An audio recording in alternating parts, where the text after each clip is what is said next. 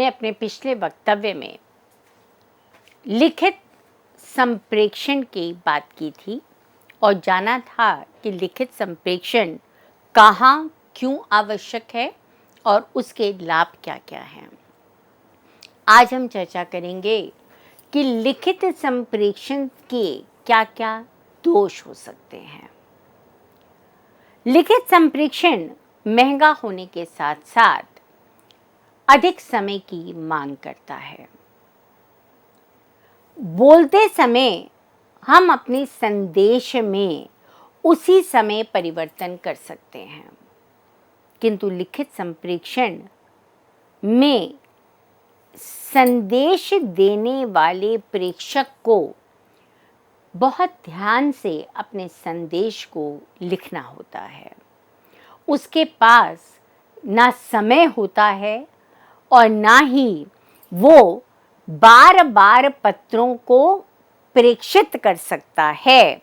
इसलिए एक ही बार में उसे अपना संदेश ऐसी भाषा में ऐसे शब्दों और वाक्यों का प्रयोग करते हुए लिखना होता है कि उसका संदेश ग्रहीता तक ठीक प्रकार से पहुंच जाए। डाक द्वारा लिखित संप्रेषण भेजने में कई दिन लग जाते हैं। इसके साथ ही इस बात का भी डर बना रहता है कि जो संप्रेषण हम करना चाहते हैं, जो संदेश हम ग्रहीता तक पहुंचाना चाहते हैं, वो निश्चित कालावधि में वहां तक पहुंचा भी है या नहीं।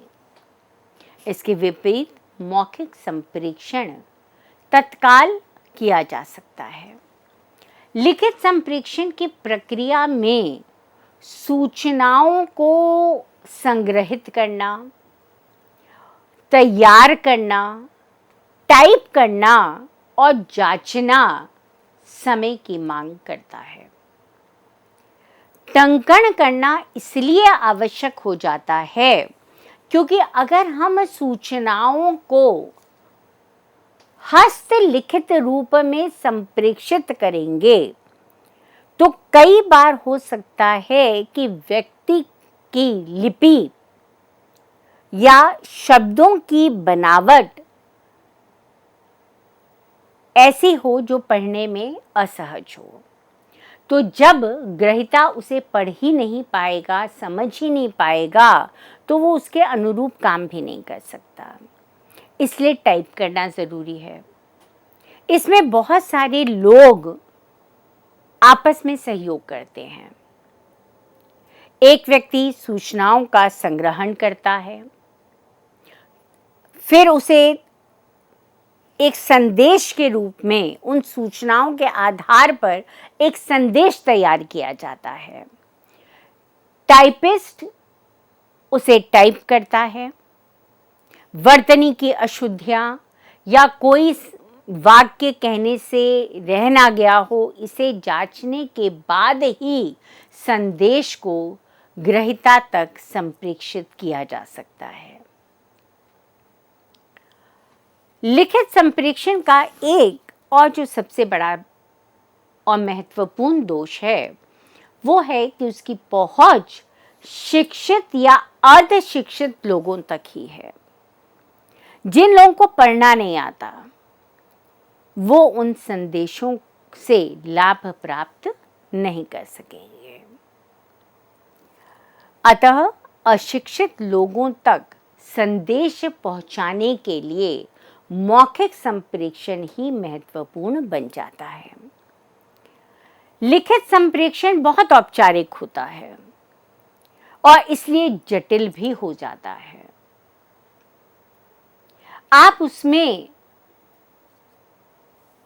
इधर उधर की बातों से या बिना बात के उदाहरण देकर अपनी बात को अधिक स्पष्ट करने का प्रयास नहीं करते हैं।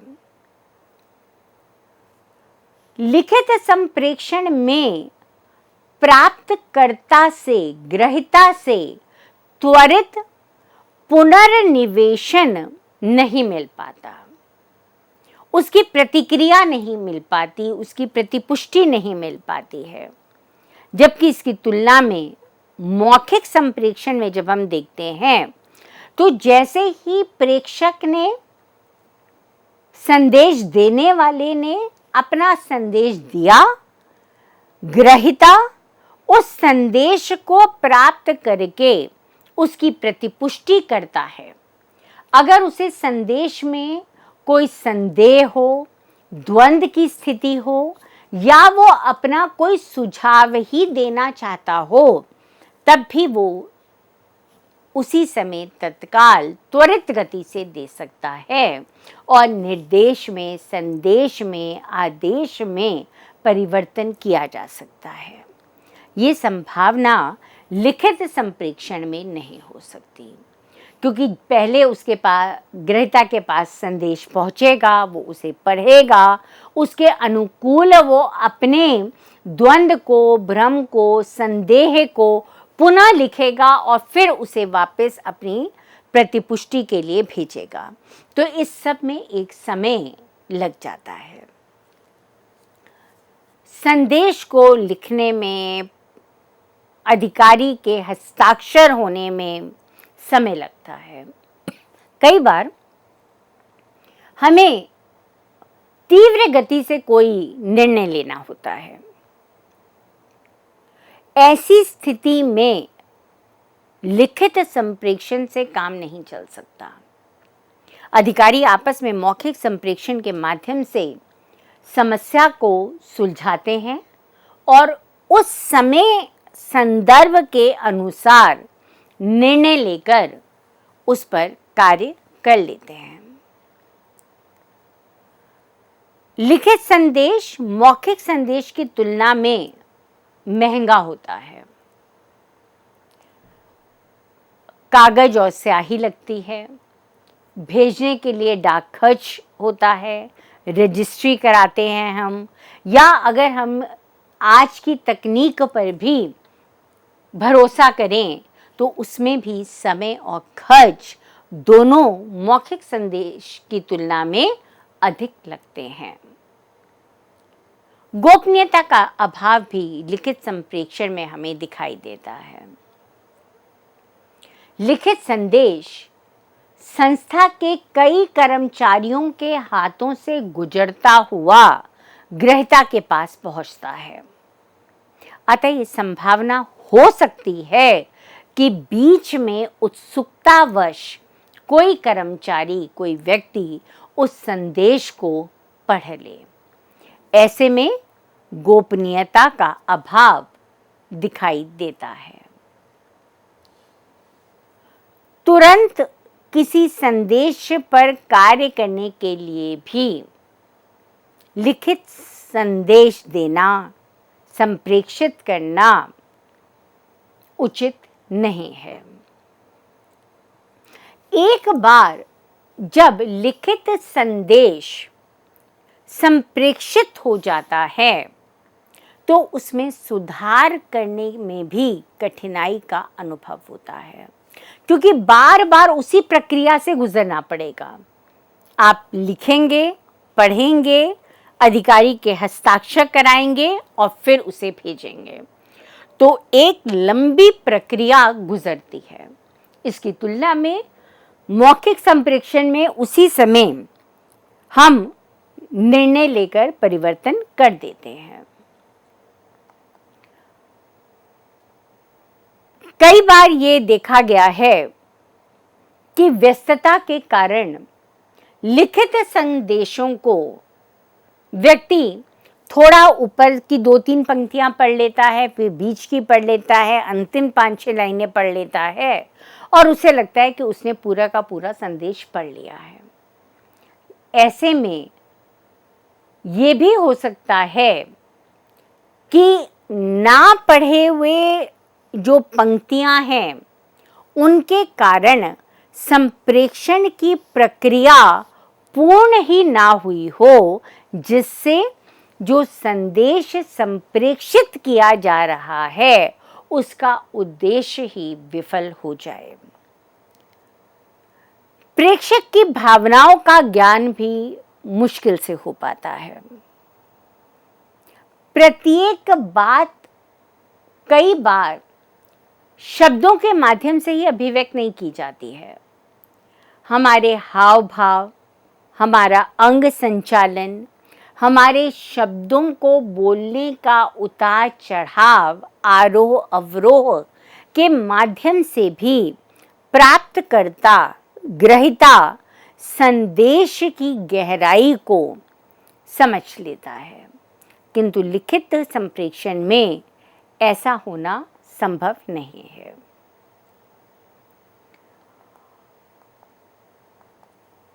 अशाब्दिक संप्रेषण के अंतर्गत शारीरिक हाव भाव, उच्चारण, चेहरे की भाव भंगिमाएं और अन्य व्यवहार सम्मिलित किए जाते हैं। अशाब्दिक संप्रेषण 7 प्रकार से हो सकते हैं। पराभाषिक संप्रेषण, जिसमें बोलने में ऊंचे स्वरों का संकोच इत्यादि के द्वारा हम अपने संदेश में विविधता लेकर आते हैं। चेहरे के हाव भाव, आंखों का भाव संचालन इत्यादि पराभाषिक संप्रेषण में महत्वपूर्ण भूमिका का निर्वाह करते हैं। स्पर्श संप्रेषण के लिए कई बार स्पर्श का भी प्रयोग किया जाता है। हाथ मिलाना, हाथ पकड़ना, थपथपाना, ये सब ऐसे स्पर्श हैं जिनसे बिना कुछ बोले भी प्रेक्षक अपनी भावनाओं को ग्रहिता तक संप्रेषित कर देता है। उदाहरण के लिए, जब हम किसी की पीठ थपथपाते हैं तो उसके 2 अर्थ निकल सकते हैं। एक, शाबाश, तुमने बहुत अच्छा काम किया। दूसरा, घबराना नहीं, मैं तुम्हारे साथ हूँ। किसी भी विपरीत प्रतिकूल परिस्थिति में तुम मुझे अपने पास खड़ा पाओगे। ये बोलकर नहीं कहा गया, केवल थपथपाने मात्र से ही ग्रहिता को ये समझ में आ गया कि प्रेक्षक उससे क्या कहना चाहता है। सामीप्य सूचक, ये संप्रेषण कर रहे व्यक्तियों के मध्य दूरी से संबंधित होता है। जिसे कोई व्यक्ति किसी दूसरे व्यक्ति से कितनी दूरी पर खड़ा है, उस दूरी से ये तय किया जाता है कि अर्थ किस तरह से संप्रेषित हुआ। जरूरी तो नहीं है कि हर बार हम बहुत चीख चीख के, चिल्ला के हम अपनी बात को कहें। तो जो समीप खड़ा व्यक्ति है वो संदेश को जितनी स्पष्टता के साथ समझ पाएगा, दूरस्थ खड़ा व्यक्ति उसे उतनी स्पष्टता के साथ सुन ना पाने से उसके प्रति जो उसकी प्रतिक्रिया है उसमें भिन्नता दिखाई देगी। काल सूचक, अमौखिक संप्रेषण के स्वरूप में कई बार बोलने और प्रत्युत्तर में कितना समय लिया जा रहा है, यह भी अपने आप में एक संदेश होता है। एक संदेश दिया गया, ग्रहिता ने उसकी प्रतिपुष्टि या उसका प्रत्युत्तर जल्दी दिया तो इसका मतलब यह है कि उसे बात समझ में आ गई है, वो कार्य दिए गए समय के अनुसार पूर्ण हो जाएगा। और अगर प्रत्युत्तर देने में समय ज़्यादा लिया जा रहा है तो इसका मतलब ये भी हो सकता है कि उस संदेश में परिवर्तन करने की भी आवश्यकता अनुभव की जा रही है। अनुसंकेतक, कुछ पदार्थों और वस्तुओं में प्रतीकात्मक व्याख्या अंतर्निहित होती है, इसलिए यह भी संप्रेषण का एक प्रकार है। जैसे अंतर्राष्ट्रीय यातायात चिन्ह आदि। ये जो अंतर्राष्ट्रीय यातायात चिन्ह हैं, ये प्रतीक के रूप में हमारे सामने उभर कर आते हैं और उनसे हमें पता चलता है कि यहाँ पर अस्पताल है, यहाँ पर स्कूल है। तो वो लिखित रूप में नहीं है, वो प्रतीकों के माध्यम से उनसे एक संदेश दूसरे तक पहुँच रहा है। अशाब्दिक संप्रेषण भावनाएं, संवेदनाएं, इच्छाओं को अभिव्यक्त करने का भी एक सशक्त माध्यम बनता है। उदाहरण के लिए हम चार्ली चैपलिन जैसे अभिनेताओं को ले सकते हैं, जिन्होंने मूक फिल्मों में भी अपने चेहरे के हाव भाव, अपने अंग संचालन के माध्यम से भावाभिव्यक्ति की थी। अशाब्दिक संप्रेषण के लिए 3 तरह की भाषाओं का सामान्यतः प्रयोग किया जा सकता है। प्रतीक भाषा में अक्षरों, अंकों अथवा विराम चिन्हों के माध्यम से संकेतों और इशारों का प्रयोग कर प्रेक्षक अपनी बात को संप्रेषित करता है। अभिनय भाषा में सारी गतिविधियां, चलना, दौड़ना, भोजन करना इत्यादि अभिनय के माध्यम से की जाती हैं। और तीसरा पदार्थ भाषा में पदार्थों जैसे वस्त्र, आभूषण, कलात्मक पदार्थों के माध्यम से जब हम प्रदर्शन करते हैं तो उसके माध्यम से भी हम बहुत सारी भावनाओं को, बहुत सारी बातों को हम बिना कुछ कहे अभिव्यक्त कर पाते हैं। शाब्दिक संप्रेषण में शब्दों का प्रयोग किया जाता है। शाब्दिक संप्रेषण का प्रारंभ भाषा के विकास के साथ हुआ। इसमें स्तर के संबंध में संप्रेषण को श्रेणीबद्ध किया जा सकता है। संप्रेषण के विभिन्न स्तर कौन कौन से हैं? अंतः व्यक्तिक संप्रेषण, अंतर व्यक्तिक संप्रेषण, समूह संप्रेषण और जन संप्रेषण। अंतः व्यक्तिक संप्रेषण में जब व्यक्ति अपनी इच्छाओं को, अपनी मान्यताओं के बारे में ही स्वयं सोचता है, स्वयं ही उसका उत्तर जानने का प्रयास करता है, तो ऐसे स्वयं के साथ किए गए संप्रेषण को अंतः व्यक्तिक संप्रेषण कहा जाता है। इसमें एक व्यक्ति अपने साथ ही संप्रेषण की प्रक्रिया करता है। यह अपने आप से बातचीत करना कहलाता है। पढ़ना इसी के अंतर्गत आता है। इस प्रकार के संप्रेषण में सूचना का स्रोत और प्राप्तकर्ता दोनों एक ही व्यक्ति होता है। अंतर व्यक्तिक संप्रेषण, इस संप्रेषण में 2 या 2 से अधिक व्यक्तियों के मध्य संप्रेषण की प्रक्रिया आती है। अंतर व्यक्तिक संप्रेषण आमने सामने अथवा दूरस्थ व्यक्ति से दूरभाष पत्राचार के माध्यम से संप्रेषण किया जा सकता है। समूह संप्रेषण, ये संप्रेषण वहां काम आता है जहां बहुत सारे व्यक्तियों के साथ सम्मिलित रूप में वक्ता और श्रोता की भूमिका के माध्यम से प्रतिभागियों के मध्य संवाद स्थापित किया जाता है। इसमें वक्ता और श्रोता की भूमिकाएं समय समय पर बदलती रहती हैं। समूह संप्रेषण को छोटा समूह और बड़ा समूह में विभाजित किया जा सकता है। कई बार ऐसा होता है कि एक ही कार्यालय में बहुत सारे अनुभाग होते हैं, तो कुछ संदेश ऐसे हैं जो एक अनुभाग के लिए हैं, तो वहाँ पर छोटे समूह में आप समूह संप्रेषण कर सकते हैं।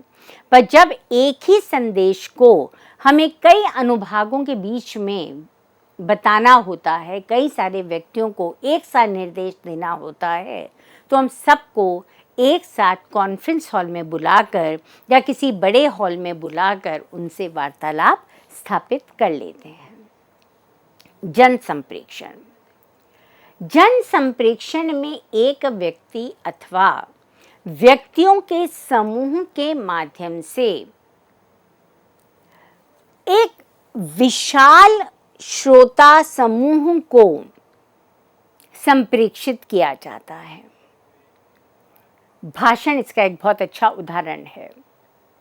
एक व्यक्ति भाषण के माध्यम से किसी एक विषय को बहुत सारे लोगों के साथ साझा करता है, उनसे प्रश्न उत्तर के माध्यम से उनकी प्रतिक्रिया भी प्राप्त कर सकता है। जन संप्रेषण में मुद्रित माध्यम, रेडियो, टेलीविज़न, फिल्म या नए टेक्नोलॉजी जैसे आपका नेटवर्क हो गया, आपका इंटरनेट हो गया, इन सब के माध्यम से हम एक साथ एक ही समय में एकाधिक लोगों के साथ, बड़े समूह के साथ संप्रेषण कर सकते हैं। इसी को जन संप्रेषण या जन संचार कहा जाता है। संप्रेषण के प्रमुख कौन कौन से मॉडल हो सकते हैं? मुख्य रूप से संप्रेषण के 8 प्रमुख मॉडल माने गए हैं, जिन्हें 3 विभिन्न श्रेणियों में विभाजित करके देखा जा सकता है। संचार के रैखिक मॉडल, संचार के इंटरैक्टिव मॉडल, संचार के लेन देन संबंधी मॉडल। संचार के रैखिक मॉडल ये केवल एक तरफा संचार में ही ध्यान देते हैं।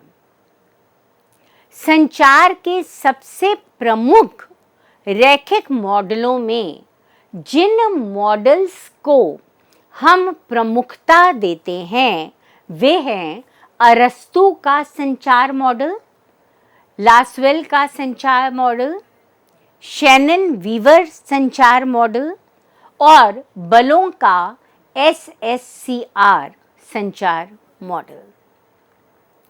संचार के इंटरैक्टिव मॉडल में संचार 2 तरफा होता है, अर्थात संप्रेषण की प्रक्रिया और प्रतिक्रिया 2 तरफा की जाती है। इस मॉडल के निम्नलिखित रूप हमें दिखाई देते हैं: ऑसगुड श्राम संचार मॉडल, वेस्टली और मैकलीन संचार मॉडल। तीसरा जो संचार का प्रमुख मॉडल है उसे लेन देन संबंधी मॉडल कहा जाता है। ये 2 तरफा संचार को दर्शाता है, जहां संचार की प्रक्रिया आगे बढ़ने के साथ ही संदेश और भी जटिल होता जाता है।